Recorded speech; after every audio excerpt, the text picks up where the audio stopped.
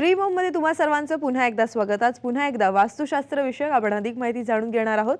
प्रसिद्ध वास्तुतज्ञ ज्योतिर्विद आनंद पिंपळकर यांच्याकडून सर तुमचं शो मध्ये स्वागत। साईराम सर, घरात कोणकोणत्या गोष्टीला कुठे कुठे काय स्थान आहे, त्याचं काय महत्त्व आहे हे आपण सगळं जाणून घेतोय। बरोबर। आणि आता आपण आलोय हॉल मध्ये। बरोबर। तर हा हॉल नेमका कुठे असावा? हॉल हा तुमचा इंग्रजी शब्द झाला आजचा, नाही का? पण याला अगदी शुद्ध मराठीत म्हणायचं तर बैठक खोली, बरोबर, किंवा याला पूर्वी दिवाणखाना असंही म्हटलं जायचं। दिवाणखाना शब्दामध्ये दिवाणखाना म्हटलं किंवा हॉल म्हटलं, बैठक म्हटलं की डोळ्यासमोर येतो की वास्तूतला सर्वात मोठा भाग।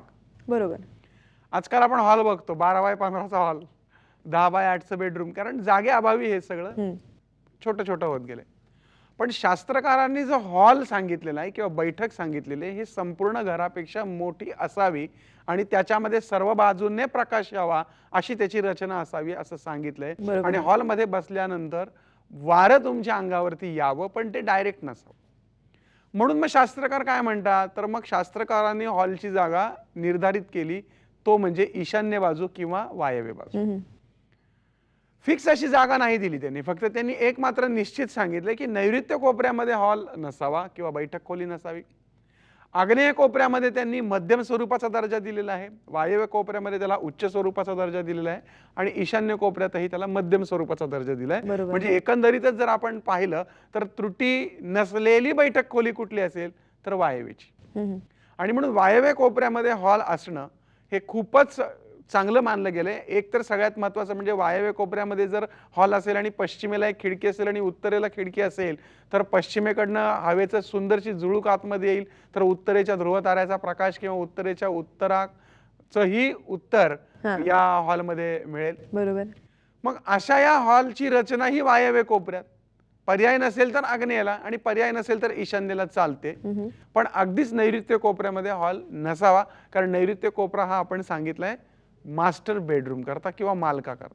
आग्नेय कोपऱ्यामध्ये बैठक असेल तर त्या घरामध्ये, त्या हॉलमध्ये, त्या बैठक खोलीमध्ये बसल्यानंतर निर्णय हे हमरातुमरीवर येतात, कारण आग्नेय कोपरा हा अग्नितत्वाचा मानला गेल्यामुळे तिथे कदाचित चिडचिड होण्याची शक्यता असते। मग अशा वेळेस आग्नेय कोपऱ्यातला हॉल त्या पद्धतीने बॅलन्स करून घेतला, म्हणजे आग्नेयला टीव्ही असेल। आता तू जर विचार केलास ना तर हे टीव्ही वगैरे काही पूर्वी वास्तुशास्त्र जेव्हा लिहिलं गेलं काही हजार वर्षांपूर्वी, तेव्हा तर काही अस्तित्वात नव्हतं। मग याला आधुनिक वास्तुतज्ञांनी, आधुनिक विश्वकर्म्यांनी याला जोड दिली, किंवा टीव्ही गरम होतो म्हणून तो आग्नेय कोपऱ्यात असावा। आता तर LCD झालेत, पण तरी सुद्धा ते गरम ते होतातच, आणि म्हणून गरम गोष्टी ह्या आग्नेय कोपऱ्यामध्ये असाव्यात। त्या हॉलच्या ईशान्य कोपऱ्यामध्ये, म्हणजे आग्नेय कोपऱ्यात हॉल असेल तर त्याची वेगळी रचना आहे, वायव्य कोपऱ्यात असेल तर त्याची वेगळी रचना आहे, नैऋत्येला असेल तर त्या हॉलची वेगळी रचना आहे, आणि ईशान्येला हॉल असेल, बैठक खोली असेल तर त्याची वेगळी रचना आहे। पण आयडियल हॉल हा वायव्य कोपऱ्यामध्ये उत्तम मानला गेला। सर, हॉल नेमका कुठे असावा ते तुम्ही सांगितलं, पण याच हॉलमध्ये युद्ध किंवा स्त्रियांची चित्र नसावी असंही म्हटलं जातं, तर यामागचं नेमकं काय कारण आहे? बरोबर। आता मला सांग की एखादं महाभारताचं चित्र आहे, त्याच्यामध्ये तो कृष्ण आहे, तो अर्जुन आहे, आणि कसे मुडदे पडलेले आहेत, कोणाचे हात तुटलेत, कोणाचं मुंडकं तुटलेलं आहे, रक्त सांडलेलं आहे। महाभारतामध्ये चांगल्या आठवणी आहेत ना, युद्धच का? रात्रंदिनामा युद्धाचा प्रसंग, अशी स्थिती आता आहे, आपण जीवनाशी रोज झगडतोय युद्धासारखी। सकाळी उठल्यानंतर लोकलमध्ये बसण्यापासून, प्रवासापासून ते कामावर जाईपर्यंत आणि घरी पोहोचेपर्यंत नुसतं युद्धच चालू आहे, आणि घरी जाऊन परत ते युद्धाचे फोटो बघायचे। त्यातनं प्रेरणा काय मिळणार? तर युद्ध करण्याची। बरोबर। तुटलेले हात पाय पाहून काय आनंद वाटणार? म्हणजे थोडक्यात काय की अशा पद्धतीच्या या फोटोंची रचना मानवी मनामध्ये हिंस्रता निर्माण करतात, आणि म्हणून अशा पद्धतीचे फोटो वास्तूत नसावे, किंबहुना भुसा भरलेले प्राणी पण नसावे। या भुसा भरलेल्या प्राण्यांमुळे सुद्धा वास्तूमध्ये वेध निर्माण होतो, जो मागच्या काही भागांमध्ये आपण पाहिलाय।